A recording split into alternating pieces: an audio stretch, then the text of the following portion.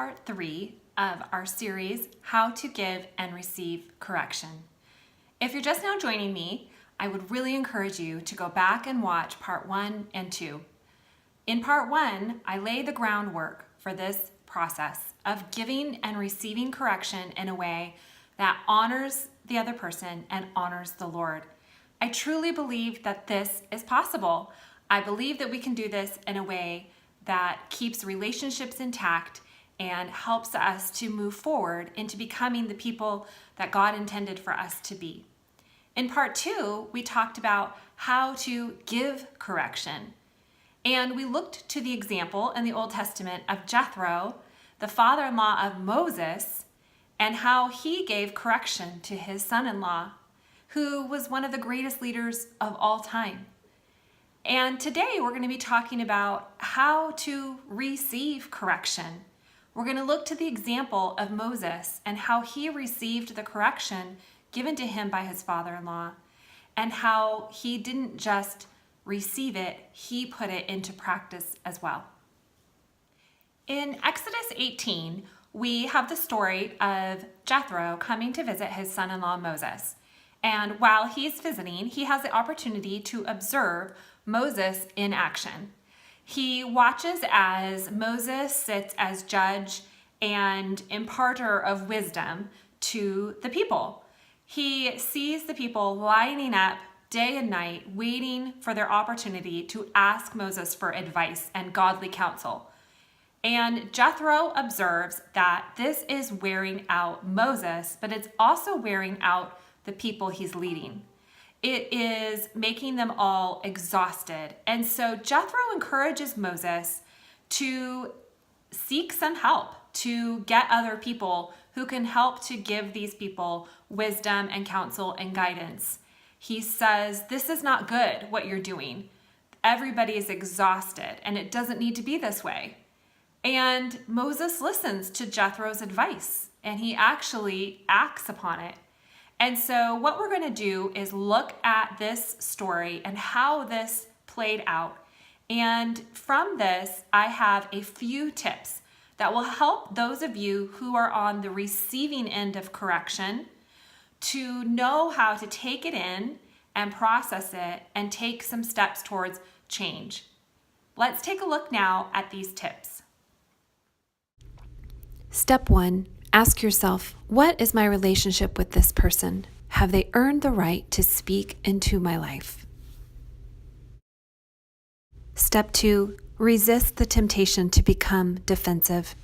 This can be hard, but with prayer and a posture of humility, it can be done. Step 3. Listen, really listen.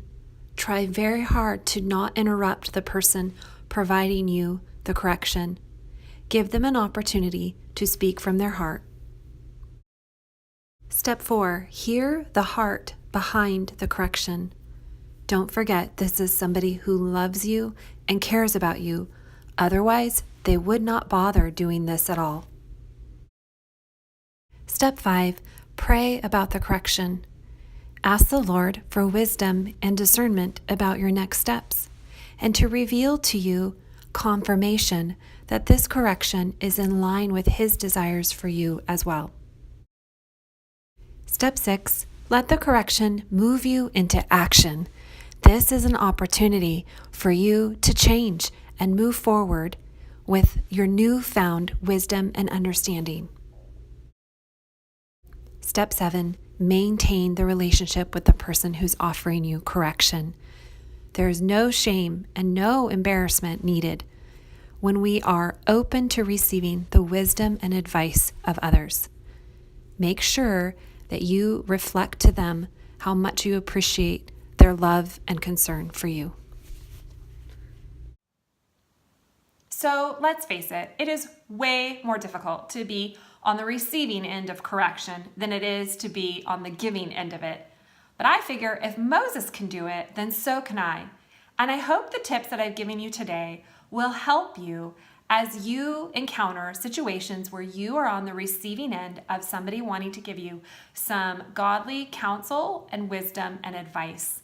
You see, I believe that we're all going to have these opportunities to be either on the giving end or receiving end of correction.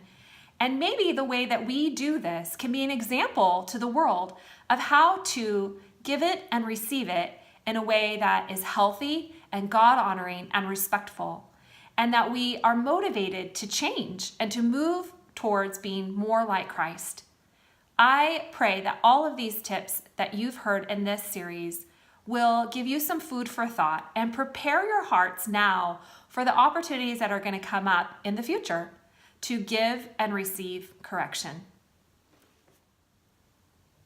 Thank you so much for being part of this journey with me, and I look forward to hearing from you and about how this has impacted your ability to give and receive correction.